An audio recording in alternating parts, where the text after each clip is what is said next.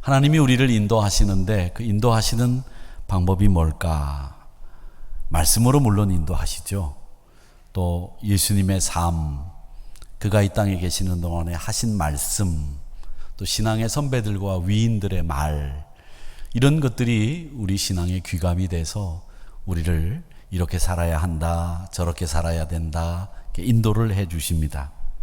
그런데 우리가 하나님의 인도하심을 받지만 그 하나님의 인도하심, 그 하나님의 생각은 우리의 생각과는 너무나 판이하고 다르다는 것을 이사야 선지자는 이미 성경에서 말씀해 두고 있습니다. 이사야서 55장 8절 9절의 말씀에 보면 내 생각은 너희들의 생각과 다르다. 내 길은 너희들 길과 다르다. 여호와의 말씀이 그렇다. 그러시면서 하늘과 땅이 이렇게 차이가 나는 것처럼 내 생각은 굉장히 높다. 내 길은 너희의 길과 또 달리 높다. 너희의 생각은 너희 생각보다 높다. 그러시면서 하나님의 생각이 우리의 생각과 다르다. 특히 높다. 이렇게 말씀하시면서 우리가 생각하고 우리가 가는 길과는 하나님의 생각과 하나님의 길은 완연히 차이가 있다는 것을 이사야 선지자는 말씀하셨습니다. 그런데 우리가 보기에는 정말 힘든 일 같아 보이는데 그 힘든 일이 어떻게 생각지도 않았게 하나님의 섭리로 모든 것이 합력하여 선을 이루면서 풀려나가는 경험들을 여러분 하셨을 겁니다. 그런 경험들을 할 때 보면 항상 그 배후에는 믿음이 있었고 참음이라고 하는 인내가 있어서 견디면서 하나님을 의지하는 가운데 이런 일들이 합력하여 선을 이루어 해결해 나가는 경험들을 여러분 하신 일이 있으실 겁니다. 그래서 성경은 일관적으로 우리에게 말씀하시는 것이 있는데 그게 뭐냐면 너희들 믿음을 경주하되 인내로 경주해라. 이런 말씀을 계속 우리에게 하시고 있는 겁니다. 그것이 하나님의 인도하심을 받는 가장 멋진 길이라고 하는 것을 소개합니다. 오늘 열왕기상 17장에 나오는 엘리야 그리고 사르밧 과부라고 하는 이분의 이야기를 통해서 하나님이 우리를 어떻게 인도하시는가 이 부분에 대해서 우리는 생각하고 교훈을 받으려고 합니다. 오늘 하나님은 이 엘리야 선지자를 어떻게 인도하셨을까? 엘리야 선지자는 지금 그릿 시내가라고 하는 곳에서 머물면서 이 아합 왕과 이세벨의 살해 위협을 잘 견디면서 살고 있었습니다. 이 그릿 시내라고 하는 곳은 이 아합 왕의 이세벨 왕후의 살해 위협을 피해서 잘 숨을 수 있는 안전한 보피처였습니다. 근데 이곳에 가뭄이 들어서 먹을 게 떨어지고 더 이상 살 수 있는 조건이 안 됐습니다. 그런 가운데 하나님이 엘리야 선지자에게 시돈 땅으로 가라. 거기에 사르밧 과부를 만나게 될 거다. 이렇게 피난처를 말씀해 주셨습니다. 근데 여러분, 이 시돈이라고 하는 곳은 어떤 곳이냐? 시돈은 페니키아의 고대 도시라고 알려져 있고 그 뜻이 수산업이라고 알려져 있습니다. 근데 이 두로와 시돈은 예수님 당시에도 두로와 시돈에서 예수님이 말씀을 많이 전하셨는데 그 두로와 시돈은 사실은 패역한 이방인의 땅이었습니다. 나중에 12세기에 십자군이 이 두로와 시돈을 쳐가지고 예루살렘 영지로 만들었다고는 하나 이방인의 땅입니다. 그런데 이 당시 엘리야가 그릿 시내가에서 은신하고 피난처로 삼고 지내는 동안에 이 두로와 시돈을 누가 다스리고 있었느냐 하면 이 엘리야를 죽이려고 하는 이세벨 황후의 아버지 엣바알이 다스리고 있던 땅이었습니다. 이 엣바알이 다스리고 있는 시돈 땅으로 하나님은 엘리야에게 도망을 가거라. 그곳으로 숨어들어라. 그곳에서 그릿 시내가의 어려움을 모면하고 지내라. 이렇게 말씀을 하신 겁니다. 이 엣바알이라고 하는 이름은 어떤 뜻을 가지고 있느냐면 바알이 함께 하신다라는 뜻을 가지고 있는 말입니다. 우리로 따지자면 임마누엘, 하나님이 우리와 동행하신다는 뜻과 똑같은 이방신을 믿는 바알 신들을 믿는 사람들, 이 사람들이 좋아하는 이름이 엣바알입니다. 그 엣바알이 이세벨의 아버지죠. 그 사람이 다스리고 있는 시돈 땅입니다. 그런 땅으로 숨어들거라, 그런 땅으로 가라, 이렇게 이야기를 하신 겁니다. 그 시돈이라고 하는 곳은 그러니까 바알 우상을 섬기는 본거지고 또 살해 위협을 하고 있는 이세벨의 아버지가 있는 곳이기 때문에 호랑이 굴입니다. 피하려면 안전한 곳으로 가야 되는데 왜 호랑이 굴로 가라고 했을까? 왜 우상의 본거지로 가라고 했을까? 여기에 대해서 하나님의 인도하심의 방법이 오묘하다는 것을 우리는 생각해 볼 필요가 있습니다. 여러분, 동남아 여행을 가보신 분들 아시겠지만 우리 믿음의 사람들은 선교 여행을 하기 위해서 동남아를 많이 갑니다마는 선교 여행이 아닌 일반 여행으로 동남아를 가보면 우상이 너무 많아서 영적으로 굉장히 혼탁하다라는 느낌이 들 때가 많이 계실 겁니다. 그런 시돈 땅에 엘리야 선지자를 가라고 하는 하나님의 뜻이 도대체 뭘까? 이거를 우리는 생각해 볼 필요가 있다는 거죠. 하나님이 왜 그를 그쪽으로 인도하셨을까? 게다가 또 오늘 말씀을 보면 그 시돈 사르밧으로 간 엘리야가 사르밧 과부를 만나게 되는데 그 사르밧 과부에게 굉장히 무리한 요구를 합니다. 그 무리한 요구라는 것이 뭐냐? 지금 사르밧 과부는 극심한 가난과 가뭄 때문에 마지막으로 남은 가루와 기름을 다 털어가지고 음식을 해먹은 다음에 아들과 함께 죽으려고 작정하고 나왔습니다. 12절에 보니까 당신의 하나님 여호와께서 살아계심을 두고 맹세하노니 나는 떡이 없습니다. 통에 가루 한 움큼 있고 병에 기름 조금뿐인데 나무가지 둘을 주워다가 그걸로 떼가지고 그 가루를 가지고 떡을 만들어서 먹고는 그 후에는 아들과 함께 제가 죽으려고 합니다. 죽을 일밖에 남아있지 않은 이 여인을 향해서 엘리야 선지자는 떡 가져와라, 먹을 거 가져와라 이렇게 이야기를 한 겁니다. 엘리야의 요구가 굉장히 무리한 요구라고 하는 것을 우리는 알 수 있습니다. 근데 11절 말씀해 보니까 어떻게 되어 있느냐면 그가 가루와 기름을 가지러 가려고 나가는데 엘리야가 그를 다시 불러요. 뭐라고 얘기하느냐면 청하건대 네 손에 떡 한 조각도 내게로 가져와라. 지금 가루와 기름밖에 없어서 그걸 가지고 오라고 하는 것을 얘기를 듣고 그래도 내가 엘리야 선지자를 위해서 갖다가 드려서 떡을 만들어 드리겠다 가는데 지금 손에 떡 하나 그거 조그마한 떡 한 조각이 있는데 그걸 언제 봤는지 엘리야 선지자가 그것도 가져오라 그러는 거예요. 여러분, 벼룩이 간을 빼먹죠. 그럴 수 있습니까? 아니, 없는 사람 지금 그거 먹고 죽겠다는데 그것마저도 내놓으라고 하니까 이게 말이 되는 얘기입니까? 근데 그걸 가져오라고 하는 거예요. 근데 엘리야의 말을 들은 이 사르밧 과부의 반응을 보시기 바랍니다. 이 사르밧 과부에게 하나님이 엘리야를 만나시기 전에 이미 사르밧 과부에게 하나님이 명령을 내리셨어요. 야, 엘리야 선지자를 네가 만나게 될 텐데 그가 만날 때에는 네가 가지고 있는 거 다 털어서 그를 대접해라. 이 명령이 이미 떨어졌어요. 하나님의 사람이라고 하는 걸 알고 있어요. 그렇다고 해도 죽기 직전에 마지막 음식까지 내놓기가 정말 어려울 텐데 이 사르밧 과부는 그대로 순종합니다. 그러면 오늘 이 말씀에서 저희들이 이 사르밧 과부처럼 주의 사자의 말씀에 순종하는 사람이 복받는다, 이 교훈을 주시기 위해서 오늘 이 본문이 기록된 걸까요? 물론 그 교훈이 아니다 부인하는 건 아닙니다. 그런데 그게 교훈의 전부라고 한다면 여러분, 하나님이 주시는 교훈의 본질을 놓치는 거예요. 여러분, 한 가지 제가 여러분에게 묻겠습니다. 여러분 신앙생활할 때 말씀에 순종해야 된다고 배웠는데 여러분 왜 순종하십니까? 왜 순종하세요? 축복의 주인공이 되고 싶어서? 그럴 수 있습니다. 나쁘지 않습니다. 우리는 지금까지 그렇게 배웠습니다. 순종하면 복 받는다.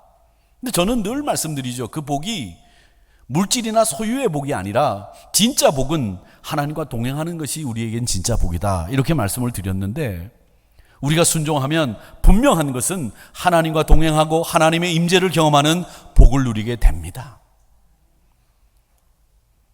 그 임재와 축복, 동행의 축복 분명히 받는데, 그러면 우리 물질과 소유의 복은 다 받을 수 있느냐? 그렇지는 않은 것 같아요. 순종한다고 해서 생명의 수가 길어지고 물질과 소유의 복을 받고 그런 건 아닌 것 같습니다. 우리나라 옛날 분들이 복에는 오복이 있다고 해서 복의 종류를 설명하듯이 신앙생활에도 보면 복에도 여러 종류가 있는 것 같아요. 그런데 소유와 물질의 복을 꼭 하나님이 다 주시느냐면 그건 아닌 것 같단 말이죠. 그렇기 때문에 소유의 복을, 물질의 복을 받고 안 받고 보다도 더 깊은 영적인 통찰력을 가지고 이 사르밧 과부가 어째서 이런 상황에서도 순종했을까, 이걸 살펴보는 것이 우리에게는 더 필요하고 바람직합니다. 죽을 수밖에 없는 상황에서도, 순종할 수 없는 상황에서도 순종했던 이유가 뭘까? 그게 오늘 본문에 나와 있어요. 순종했던 이유. 오늘 15절에 보니까 사르밧 과부가 엘리야가 한 말을 듣고 이렇게 이야기합니다. 엘리야의 말대로 하였더니, 순종했다는 말이죠. 근데 그 엘리야의 말이 뭡니까? 엘리야의 말이 뭐예요? 떡 가져와라, 손에 든 떡 내놔라, 그겁니까? 그게 엘리야의 말입니까? 아닙니다. 그거보다도 엘리야의 말은 그 14절 앞절에 나와 있습니다. 여호와의 말씀이, 나 여호와가 비를 지면에 내리는 날까지. 여기에 중요한 것은 뒤에 나오는 가루가 떨어지지 않고 기름이 없어지지 않는다, 이 말씀이 중요한 게 아니라 하나님의 말씀이라고 하는 이 하나님의 말씀이 상당히 중요합니다. 하나님의 말씀이 임했습니다. 그 말씀이 어떤 내용인지 모르지만 이 엘리야의 입을 통해서 사르밧 과부에게 전해지니까 그 사르밧 과부는 그 말대로 했다는 거예요. 그러니까 여러분, 이 순종이라고 하는 것은 복 받기 위해서 순종하는 것이 아니라 약속의 말씀, 그 말씀에 근거해서 순종하는 것이 원리입니다. 그 말씀을 지키는 것이 원리입니다. 그래서 여러분, 말씀에 근거한 순종, 맹목적인 순종이 아니라 하나님의 말씀의 약속에 근거한 순종, 이게 순종하는 모습의 첫 번째 대원칙입니다. 여러분이 이렇게 하면 복 받을 것 같아서 순종하는 그 근거 없는 순종을 이젠 끊으세요. 이렇게 하면 복 받을 거야, 이렇게 하면 하나님이 축복하실 거야, 이건 순종의 근거가 안 되는 거예요. 순종은 말씀에 근거해서, 약속에 근거해서 따라가는 거예요. 그게 힘들고 어려워도, 고통스러워도 그게 순종의 근거가 돼야 진짜 참 순종의 사람이 될 수 있는 거예요. 성경은 줄곧 얘기합니다. 너희들이 회복되고 구원받고 너희들이 하나님의 사람이 되기 위해서는 순종해야 된다. 우리 인간이 제일 먼저 하나님 앞에 득죄한 것이 무슨 이유입니까? 생명나무 열매 먹지 마라, 그 말씀에 순종하지 않은 이 불순종이 득죄의 첫 번째 원인이 됐어요.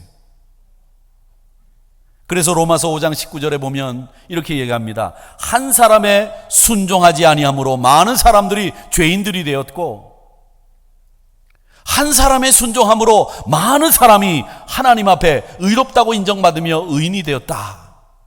아담이 불순종함으로 너희들이 죄인 되었고, 그리스도 예수가 순종함으로 너희들이 의롭다고 인정받게 되었다. 이게 로마서 5장 19절의 말씀이에요. 순종이 얼마나 소중한지를 말씀하고 있는 내용입니다. 한 사람 그리스도 예수의 순종 때문에 우리가 살아났습니다. 그리스도 예수의 순종 때문에 우리가 의롭다고 인정받게 되었습니다. 그래서 빌립보서 2장 8절에서는 이렇게 이야기합니다. 사람의 모양으로 나타나사 자기를 낮추시고 죽기까지 복종하셨으니 곧 십자가에 죽으심이라. 죽기까지 복종하셨기 때문에 우리가 살아난 거예요. 예수님도 그 말씀을 하셨습니다. 요한복음 5장 30절에 보면 나의 뜻대로 하려 하지 않고 나는 나를 보내신 이의 뜻대로 하려 한다. 예수님이 내 뜻대로 한다고 말씀하지 않으셨어요. 나를 보내신 이의 뜻대로 한다, 이렇게 말씀하셨다는 거죠. 그러면서 요한복음 14장 21절에 내려가 보면 예수님은 제자들에게 내 제자가 되는 사람들은 어떤 사람들이냐? 내 계명을 지키는 자라야 나를 사랑하는 자고, 나를 사랑하는 자는 내 아버지께서도 사랑하는 사람이 될 것이고, 나도 그를 사랑해서 내가 그에게 나타날 것이다. 이 말씀을 요한복음 14장 21절에서 하셨습니다. 계명을 지키는 자가 나를 사랑하는 자고, 계명을 지키는 자가 나를 보내시는 이가 사랑하실 그 사람이고, 계명을 지키는 자가, 순종하는 자가 나의 제자가 된다. 이렇게 예수님은 순종의 사람이셨다는 겁니다. 그 순종의 모습을 우리에게 보여주신 거예요. 그게 하나님의 인도하심을 받는 사람들이 철저하게 지켜야 되는 신앙의 원칙이 순종이다라는 것을 우리가 배우는 거죠. 사도 바울은 어땠습니까? 갈라디아 1장 11절 말씀에 보면 사도 바울은 이방인의 사도가 된 자신에 대해서 어떻게 이야기를 하느냐? 사도 바울은 자신이 갈라디아 지역 교인들에게 복음을 전하는 것은 사람의 뜻, 내 뜻이나 내 주변에서 권유해서 그렇게 된 것이 아니라 그리스도 예수의 계시로 말미암아 되어진 것이기 때문에 나는 거기에 순종한 이유밖에는, 순종한 것밖에는 없다. 그 얘기를 하고 있어요. 보세요. 형제들아, 내가 너희에게 알게 하노니, 내가 너희들이 좀 알았으면 좋겠다 이 말이죠. 너희들 분명히 알아야 될 게 있는데 그게 뭐냐? 내가 전한 복음은 사람의 뜻을 따라 된 게 아니야. 내가 전한 복음은 사람에게서 받은 것도 아니야. 내가 전한 복음은 배운 것도 아니야. 그리스도 예수의 계시로 말미암은 것이야. 그렇게 분명하게 얘기합니다. 내가 너희들에게 복음을 전하러 간 거 사람들이 전하러 가라 그래서 간 거 아니라는 거예요. 예수 그리스도가 그렇게 말씀하셨다는 거예요. 그러니까 이건 내 뜻이 아니라는 거죠. 바울은요, 어머니 뱃속에서부터 유대인입니다. 뼈부터 유대인이에요. 피도 유대인이에요. 그런데 자기가 이방인의 사도로 세움 받은 것은 전적으로 하나님의 놀라운 섭리에 의해서 됐다는 겁니다. 그래서 15절에 보면 뭐라고 얘기하느냐? 내 어머니의 태로부터 하나님이 나를 택정하셨다. 그의 은혜로 나를 부르셨다. 그래서 내가 이방인의 사도가 됐다.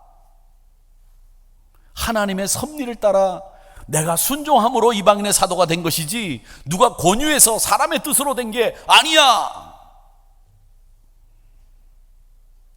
하나님의 인도함을 받는 사도 바울은 이렇게 하나님의 뜻으로 말미암아 그 뜻에 순종함으로 내가 됐다. 그렇게 얘기를 하고 있습니다. 사랑하는 성도 여러분, 그래서 사도 바울은 그의 고난의 여정 속에서도 전도 여행을 감당하면서 승리할 수 있었던 겁니다. 순종의 사람, 그 사람이 하나님의 인도함을 받는 사람이 된다라는 것을 우리는 배우는 거죠. 이 순종의 사람이 약속의 말씀에 근거해서 순종해야 되는데, 이 그리시네가라고 하는 곳이 이제 엘리야가 있던 곳 아닙니까?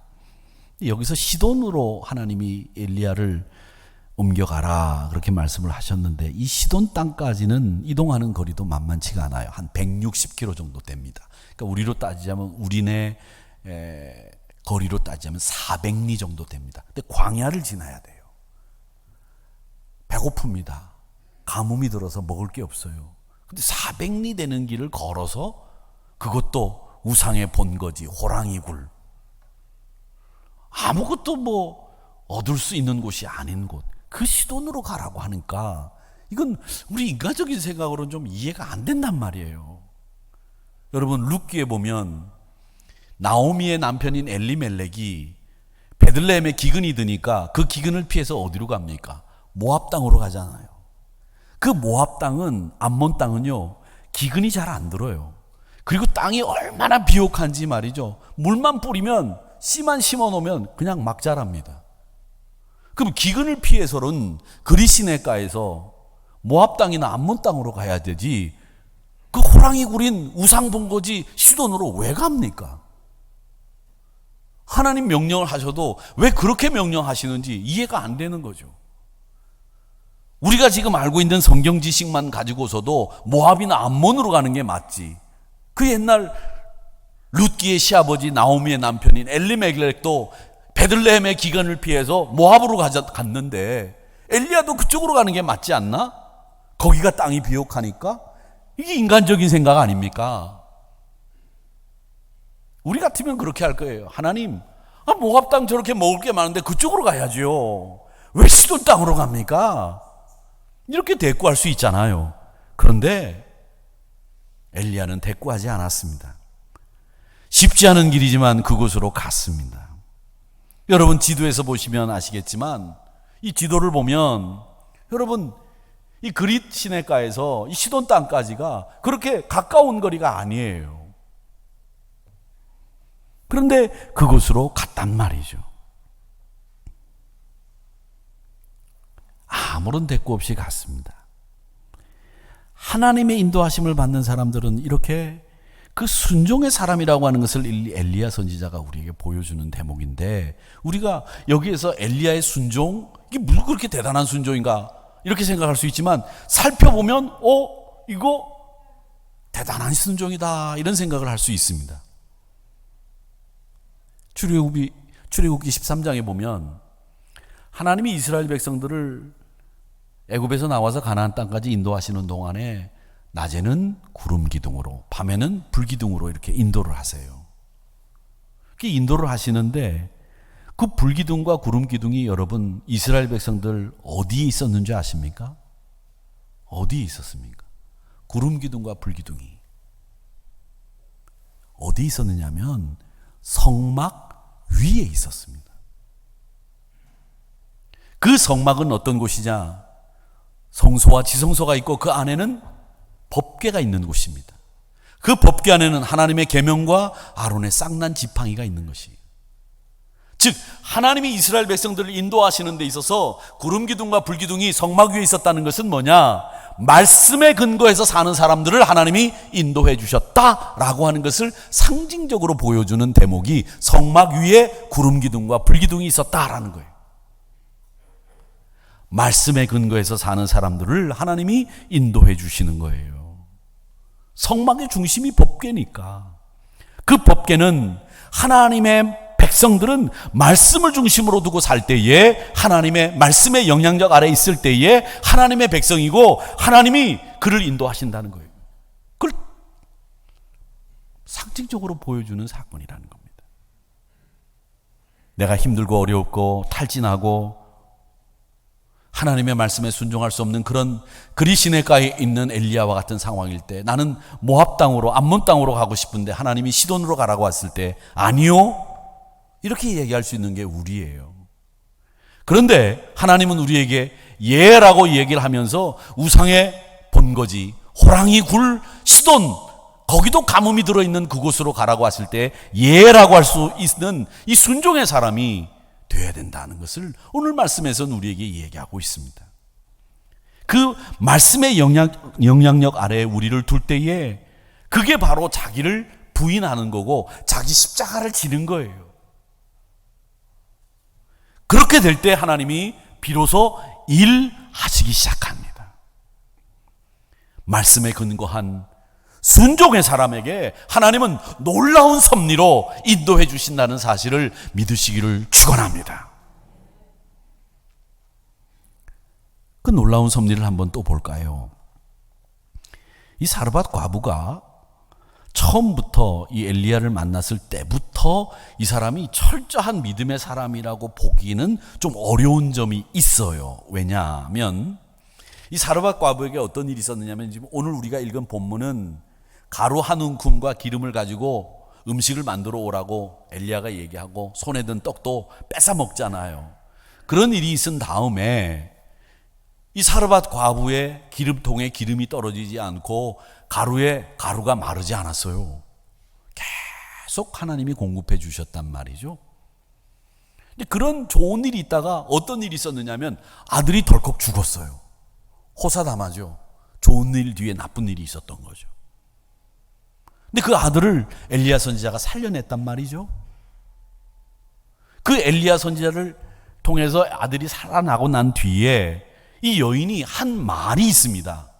뭐라고 얘기를 했느냐면 24절에 이 여인이 엘리야에게 아들이 살아난 것을 보고 하는 신앙 고백자로 얘기한 말씀이 있습니다. 뭐라고 얘기했느냐면 여인이 엘리야에게 이르되 내가 이제야 당신이 하나님의 사람이시고 당신의 입에서 있는 여호와의 말씀이 진실인 줄을 아노라. 이렇게 얘기하거든요. 그러니까 이 한 움큼의 가루를 가지고 조금 남아있는 기름을 가지고 음식을 만들 때 손에 들어있는 떡을 엘리야 선지자에게 줄 때까지도 사실은 그렇게 믿음이 철두철미하지는 않았다는 거예요. 신앙이 완벽하지 않았다는 거예요.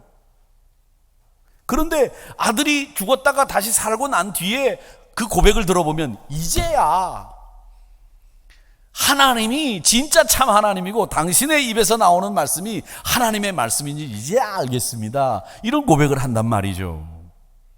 그러니까 지금 엘리야와 이 사르밧 과부가 처음 만날 때 이 사르밧 과부는 신앙에 있어서 철두철미한 사람은 아니었다는 거예요. 아직 완성되지 않은 신앙에 설익은 신앙의 사람이었다는 거예요. 근데 하나님이 어떻게 일하시는지 보세요.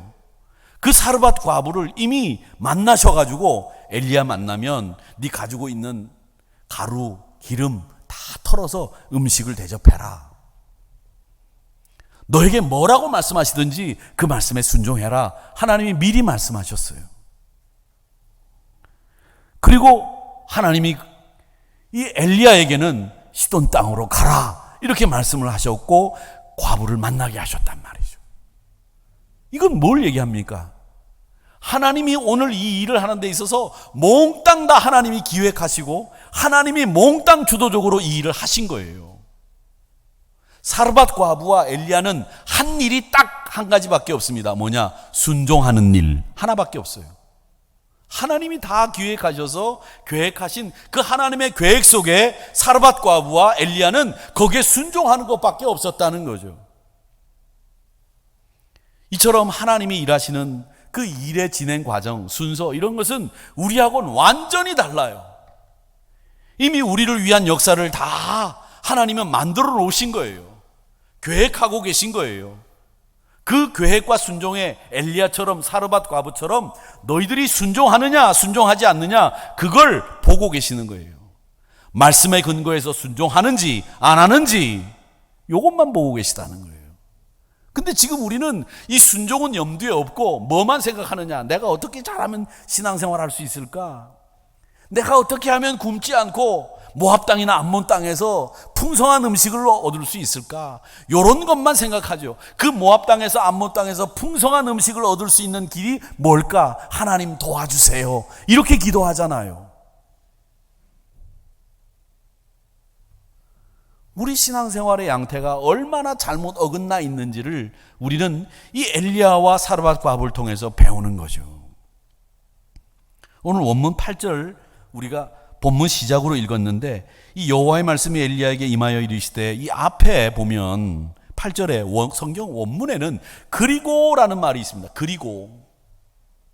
이 그리고라고 하는 말은 접속사지요. 앞에 있는 말을 받아야 되지 않습니까? 그 앞에 있는 말이 7절의 말씀인데 7절에 뭐가 되냐? 땅에 비가 내리지 아니하므로 얼마 후에 그 시내가 말랐다. 그리고 하나님의 말씀이 엘리야에게 임했다. 이 얘기예요. 이게 하나의 문장으로 엮어도 되는 문장이죠. 시내가 말랐다. 가뭄이 들었다. 그리고 하나님의 말씀이 엘리야에게 임했다. 이게 뭡니까? 위기 상황이 임하니까 하나님이 지체 없이 엘리야 선지자를 안전한 곳으로 인도해 주시려고 계획하고 계신 것을 실행하셨다. 이거예요. 여기에 보면 하나님은 우리 인간의 생각을 뛰어넘어서 그 구원의 섭리와 하나님의 계획은 놀라웠다라는 것을 우리는 알게 됩니다. 이세벨 왕후가 엘리야를 죽이려고 했는데 그 엘리야가 자기 아버지의 영토로 들어갈 줄 누가 알았겠습니까? 가뭄을 피해서 도리어 더 가뭄이 심한 시돈 땅으로 갈 줄 누가 알았겠어요? 그런데 하나님은 그곳으로 인도하셔서 그곳에서 하나님의 놀라운 섭리를 하나님의 능력을 엘리야에게, 사르밧 과부에게 보여주고 계시다는 거예요. 우리 인간의 지혜를 뛰어넘는 하나님의 놀라운 섭리가 거기에 있었다는 겁니다. 이 섭리 그러면 우린 요셉을 얘기하지 않을 수 없습니다. 요셉의 형들이 말이죠. 아버지 이제 야곱이 세상을 떠나니까 요셉의 형들은 이젠 큰일 났다. 자신들이 요셉이 어릴 때 팔았던 그 기억을 이 요셉이 아직도 하고 있을까? 그거 하고 있으면 이제 아버지 야곱이 죽었으니 복수할 시점이 됐다. 이렇게 생각을 한 겁니다. 그래서 그게 염려가 돼요. 상대는 국무총리지. 막강한 권력을 가지고 있는 데다가 지금까지 우리에게 호혜를 베풀어 줬는데 이제 아버지 야곱이 죽었어? 우리들이 요셉이 어릴 때 팔아먹었던 그 기억을 되살려서 이제 가만두지 않겠다 그러면 우리는 이제 끝장이다. 이 애굽 땅은 타지요. 도와줄 사람도 하나도 없는데 큰일 났다. 형들이 그런 생각을 한 거예요. 그래서 창세기 50장 18절의 말씀에 보면 그 형들이 친히 와서 요셉 앞에 엎드렸습니다. 엎드렸어요. 형들이 동생 앞에 엎드렸어요. 그리고는 우리는 당신의 종들이니다. 무슨 말이냐? 과거에 내가 우리들이 너를 팔았던 그 기억 잊어버려라. 용서해라. 참아라. 우리 한번 봐줘라. 아버지 돌아가셨는데 어떡하냐? 우리가 그때 미련했다. 이런 말들이 이 말 안에 다 포함이 되어 있는 거예요. 우리는 당신의 종입니다. 근데 세상은 어떻게 가르치느냐? 드라마라든지 세상에서 가르치는 거는 이런 겁니다. 어떤 걸 가르치느냐?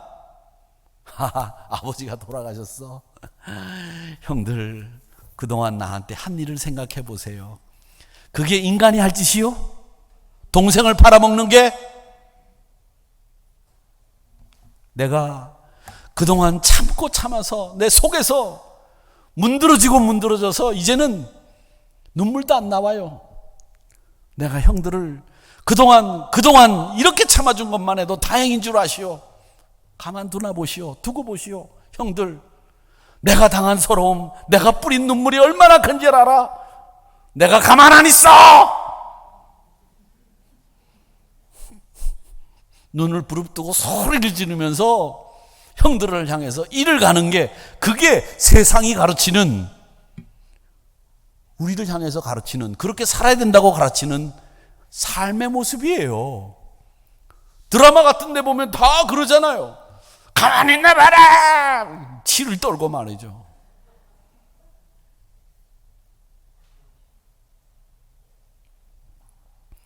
그런데 섭리의 사람들, 하나님의 사람들은 어떻게 살아야 되는지 성경은 우리에게 가르쳐주고 있습니다. 뭐라고 가르쳐주느냐? 요셉의 대답이 뭔 줄 아십니까? 요셉이 그들에게 이르되 두려워하지 마소서. 내가 하나님을 대신하리이까. 내가 하나님을 대신하리이까. 이 말 속에 이 요셉이 가지고 있는 생각이 다 들어있어요. 형님들이 나를 판 것도 하나님의 섭리 속에 하나님의 인도하심이었고, 내가 보디발 장군 집에서 집사 노릇하면서 누명을 쓰고 감옥에 갔다가 겨우 이렇게 빠져나와 국무총리가 된 것도 하나님의 섭리였는데, 그 하나님의 섭리와 인도가 여기까지 왔는데 그걸 내가 대신해서 당신들에게 복수한다고 마음먹는 게 옳겠습니까? 그건 아닙니다. 이 모든 것은 하나님의 선한 계획과 인도하심을 따라 이루어진 일이니 내가 그 하나님을 어떻게 대신할 수 있겠습니까? 이 얘기예요. 이를 갈고 복수할 시점에 이르렀다고, 드디어 때가 왔다고, 자기 마음을 풀어보겠다고, 복수하겠다는 마음을 갖는 그런 세상의 가르침이 아니라 하나님을 대신할 수 없다고 하는 신실한 하나님의 섭리를 믿는 신앙인의 자세를 보여주는 요셉, 이걸 우리는 보는 거죠. 그러면서 저는 이 21절 말씀에 한 말씀에 탁 꽂혔어요. 어떤 말씀에 꽂혔느냐? 당신들 두려워하지 마소서. 내가 당신들과 당신들의 자녀를 기르리이다. 내 조카들 내가 책임지겠습니다. 염려하지 마세요. 여기까지는 좋아요. 그런데 그 다음 말씀, 그들을 간곡한 말로 위로했다. 이건 우리가 세상에서 배우고 세상에서 가르치는 것하고는 전혀 다르다는 걸 배우게 되는 거죠. 지금 요셉이 용서를 베풀어야 되고 위로를 받아야 되는 사람인데 도리어 거꾸로 요셉이 형들을 간곡한 말로 위로했다는 거예요. 여러분, 우리 세상은 그렇지 않습니까? 손해를 본 사람, 피해를 본 사람을 위로하잖아요. 우리가 피해를 입었으면 우리가 위로받아야 된다고 생각하고 내가 용서해 줘야 된다고 생각하지만 성경은 정반대로 얘기하는 거예요. 늘 도리어 피해를 입었던 내가 위로해 주는 거예요. 이게 세상이 감당하지 못하는 믿음의 사람들의 모습인 거죠. 하나님의 섭리를 믿는 사람의 행동 지침이 바로 그거라는 겁니다. 세상은 두고 보자. 내가 이 때를 기다렸다.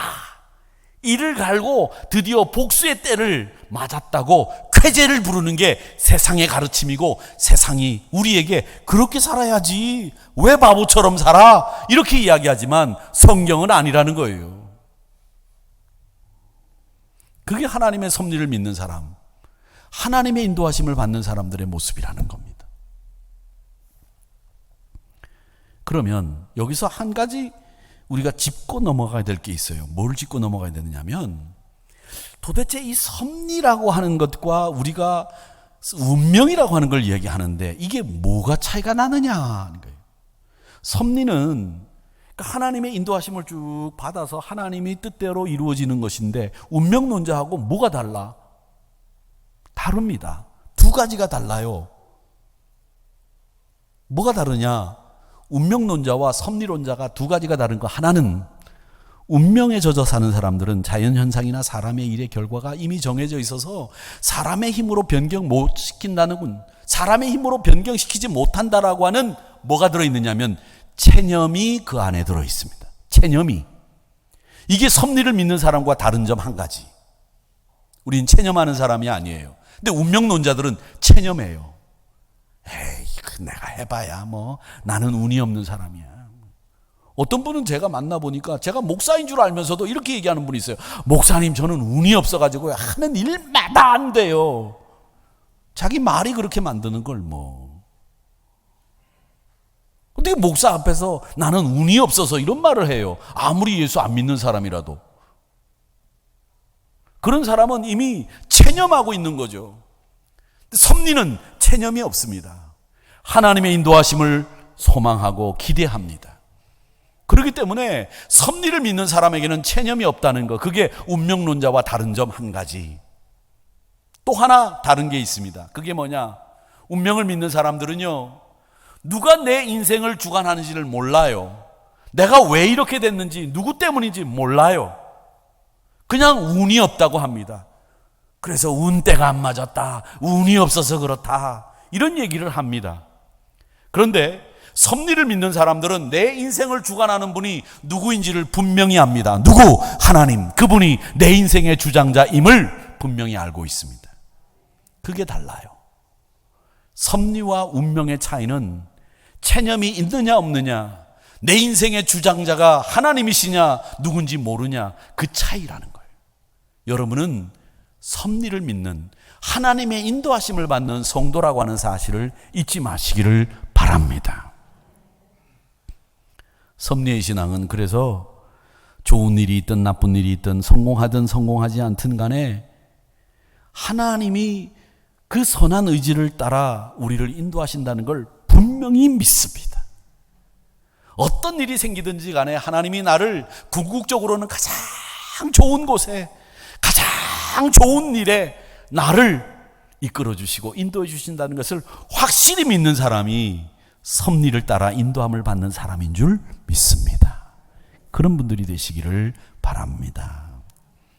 보잘것없는 이방 여인이 하나님의 놀라운 역사를 날마다 순간마다 체험하는 모습을 보았습니다. 약속을 믿고 순종하는 거다. 약속에 근거해서 순종해야 됩니다. 그리고 우리는 순종하는 이 모습이 예수님을 통해서도 바울을 통해서도 우리는 배우게 되는 것이고, 그 순종은 하나님께서 믿음의 사람들에게 약속의 말씀에 근거해서 순종해야 된다는 사실을 구약 성경에서는 출애굽기 13장에 성막 위에 임했던 불기둥과 구름 기둥을 통해서 우리에게 확실하게 보여주시고 있다는 사실을 기억하시면서, 여러분 힘들고 어려우시더라도 그 역경의 순간에도 하나님의 섭리의 손길을 바라시면서 오히려 그 역경을 은총의 자리로 바꿔나가시는 여러분들이 되시기를 주님의 이름으로 축복합니다.